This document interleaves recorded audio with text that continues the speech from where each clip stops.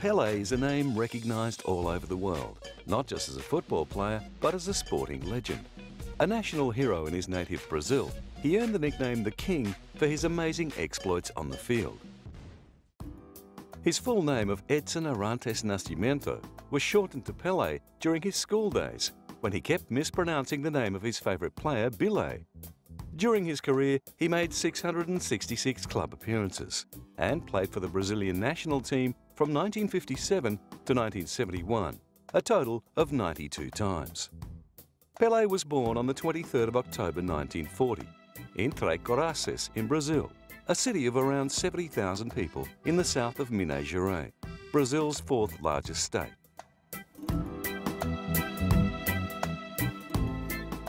Before he found fame and fortune in the sporting world, Pelé grew up in poverty in Bauru, Sao Paulo.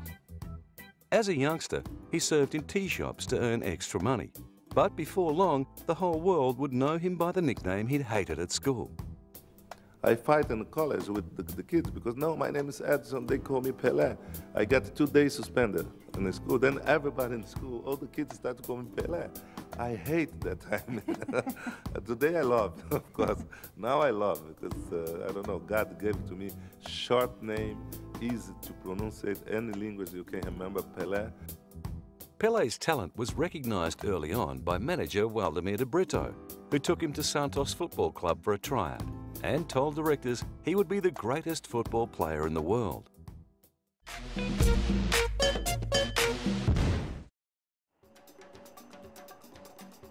Pelé made his debut for Santos on the 7th of September 1956. By the next season, he was given a starting place in the first team and became the league's top scorer at the age of just 16. He continued to amaze fans with his unrivaled ability as a forward.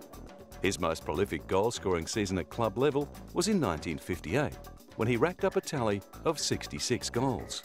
The world took notice, with wealthy European clubs eager to sign the young star. I had a lot of recommendations, Real Madrid.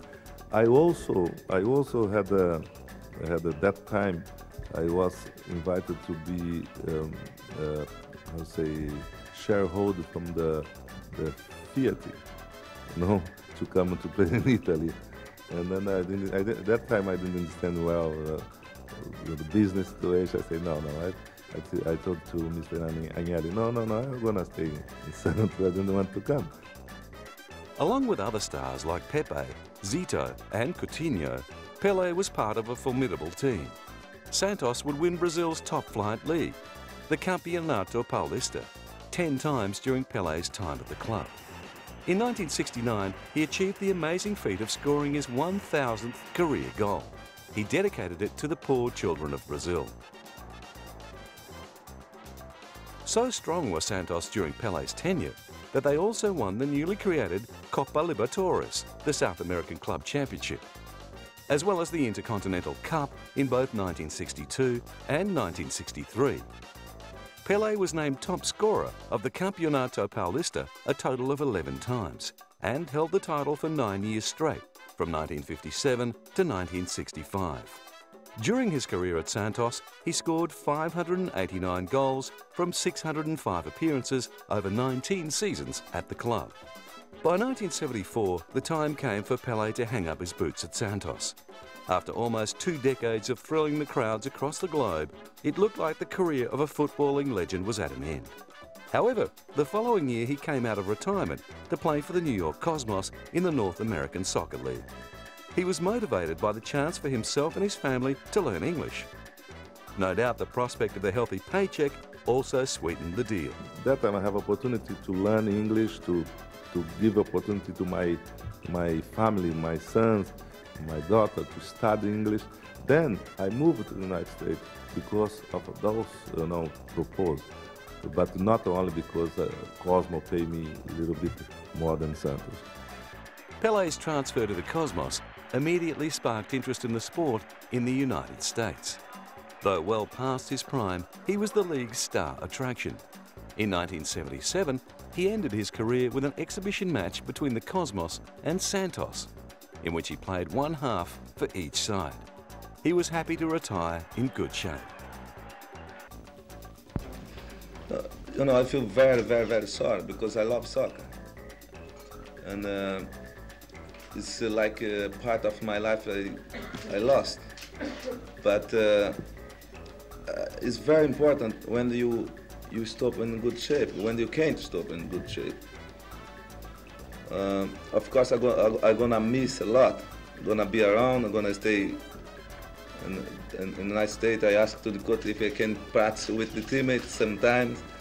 But it's important you stop when you are in good position, in the top of your career. I know I'm gonna miss, no doubt about it. And football would miss the player who made history at Santos and brought awareness of the beautiful game to the US. Some of Pelé's greatest exploits and achievements came while playing for his country.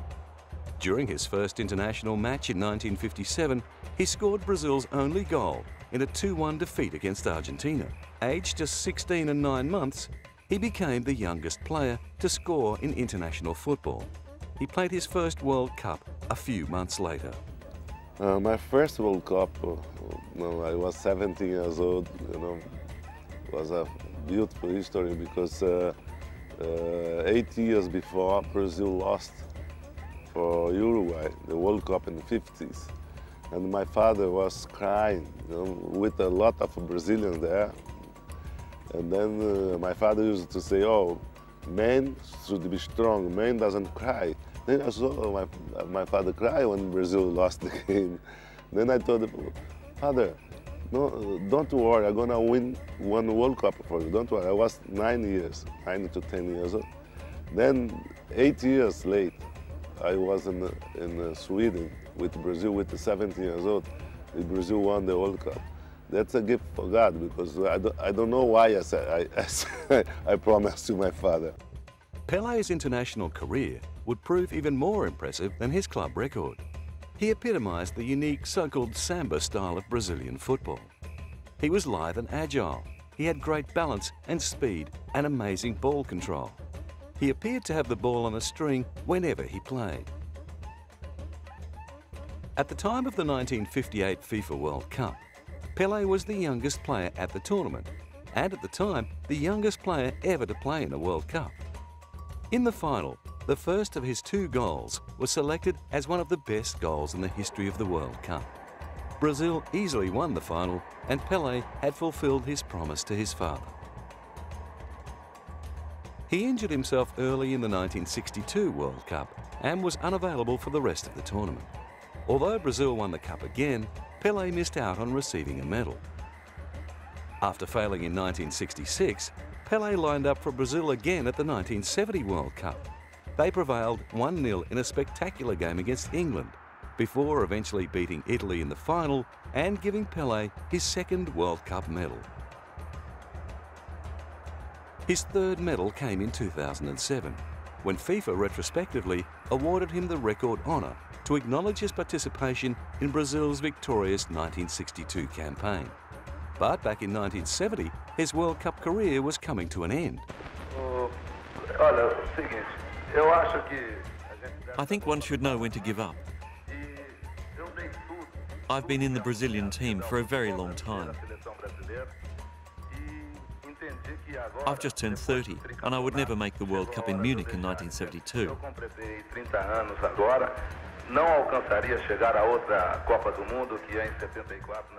I think if I was on the field, I'd be taking the place of someone who could be doing well for himself.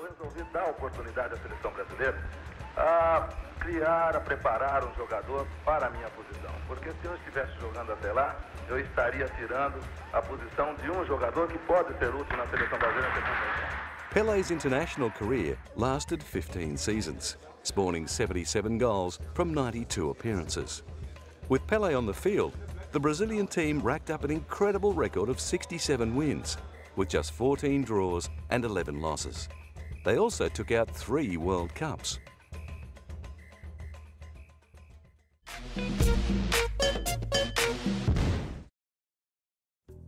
Pelé's talent was so revered that he became known as the King of Football.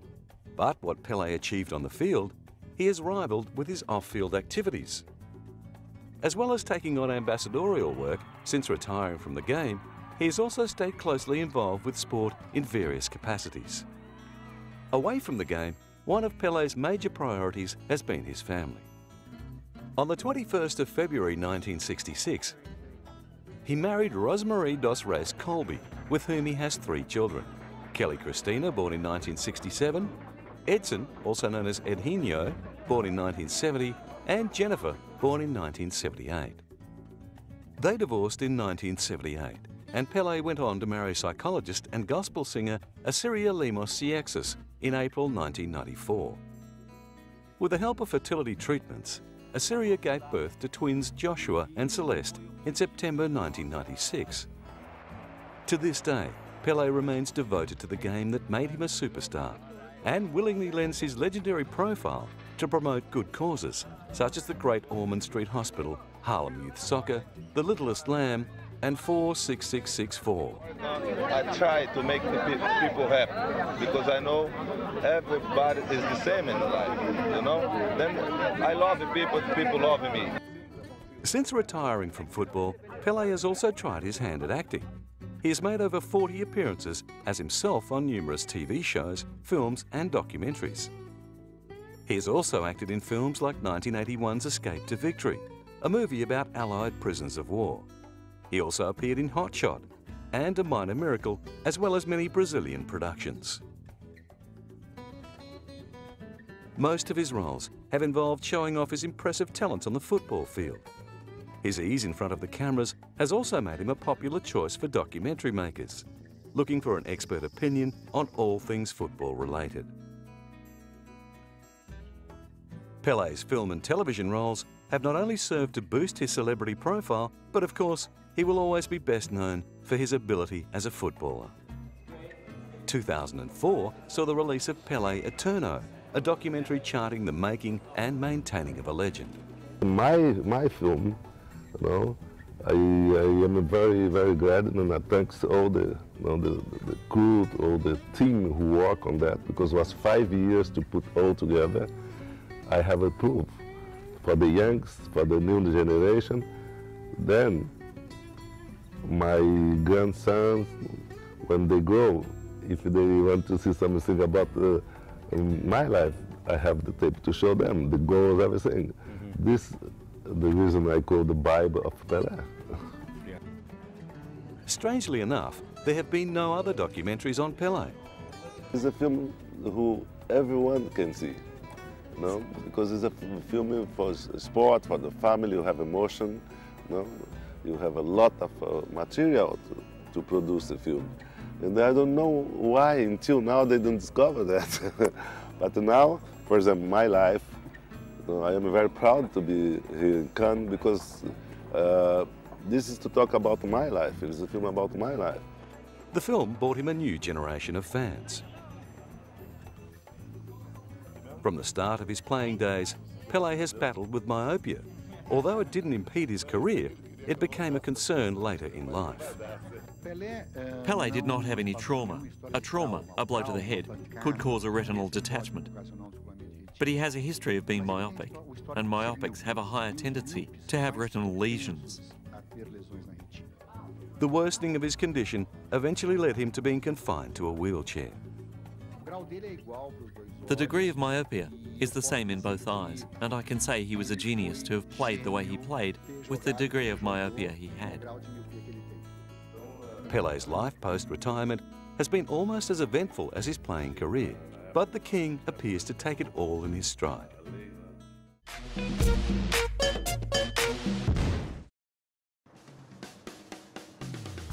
As a worldwide ambassador for football, Pelé has appeared at many football functions and matches, singing the praises of the game to crowds across the globe. He has also been Minister for Sports in Brazil, where his opinion on the game is always held in high regard. He is especially proud to promote the game to the youth of the world. Bom, eu sempre defendi a ideia. Sport is the best thing to take the kids from the street, and then soccer is the big sport in the world. It's very cheap, and it's for poor people. Everybody can be there. desde quando eu comecei, quando eu fui ministro, que eu defendia. That, I think, is the message. Every place they have a youth tournament, they invite me, and I stay there. It's a pleasure to me. É por isso que todas as vezes que tem torneios infantis, juvenis, eu estou lá. Pode me convidar que eu estou indo. Promoting the game and sport in general to children the world over is a passion for Pelé. He hopes that introducing youngsters to the game will ignite a spark in them and keep them off the streets. I think the message that he's been delivering to the world since he's been playing the game, which is to respect the game, respect your opponent. He talks about the children of the world, which is what he wanted to leave the game to. He's coming to us to, to touch us in a real special way, and we're excited about him being here. Pelé's next mission is to help improve conditions in his home country.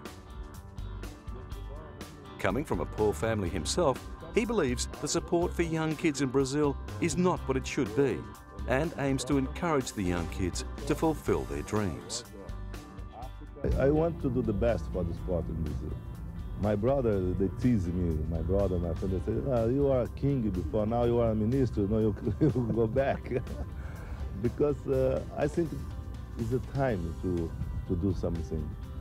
We have a big potential in Brazil, but the organization is not well, and we didn't have support for the kids in Brazil. Then I want to try to change this mentality.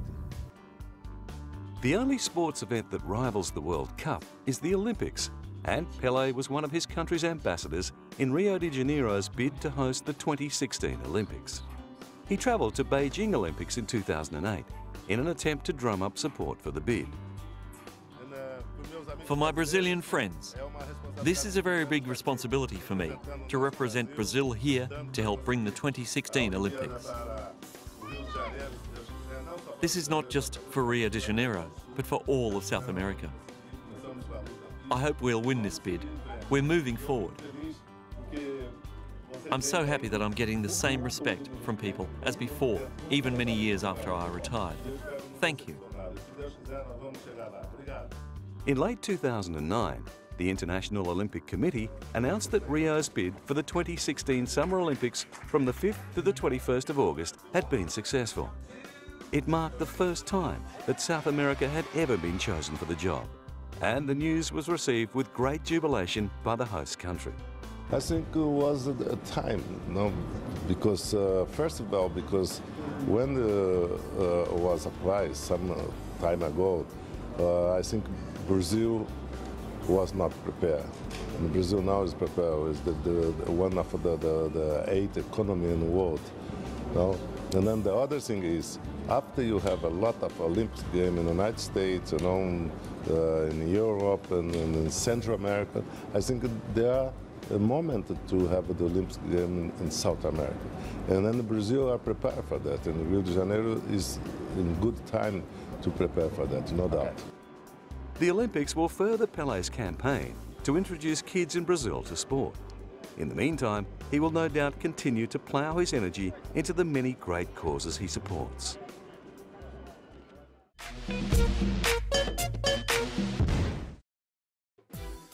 With his many achievements on and off the pitch, it was only a matter of time before the world's greatest ever footballer put his rags to riches story on paper. In May 2006, Brazil's most famous export travelled to England to launch his autobiography, simply titled Pelé. At central London's Virgin Megastore, he was met by hundreds of adoring fans, who were treated to a book signing with a difference. Not only did they receive a personalised copy of Pelé's book, they also got a taste of Brazil with some exotic samba dancing. As Pelé happily signed autographs and posed for photos, one couldn't help but wonder if there was anything that he couldn't do. Despite the fame and fortune his many talents have brought him, Pelé has never neglected his fans. At the ready with a wave and a smile, he's always glad to sign an autograph or pose for a photo, and has never let his status as a football legend go to his head. Since beginning his career over half a century ago, he has signed hundreds of thousands of balls, shirts and photographs. It's this dedication to his fans that has seen his fan base continue to grow around the globe. He has also inspired many young footballers to follow their dreams. Never forgetting his humble roots, Pelé's generosity sets a great example for many modern-day footballers, who often seem to care more about their bank balance than their supporters. Pelé's generosity is constantly renewed with all kinds of different honours. In April 2002, an exhibition in Rio de Janeiro opened to pay tribute to the football legend. Titled Pelé, the King's Art, the exhibition contained over 500 items from Brazil, New York and Paris. One of the show's feature items was a display of Pelé's football cleats preserved in gold. At its opening, former player and manager Mario Zagallo spoke about Pelé with much admiration. In fact, Pelé represented everything in soccer because of what he has done on the pitch. Mario Zagallo played with Pelé in the 1958 and 1962 World Cups and served as manager when the striker led Brazil to the third world title in 1970.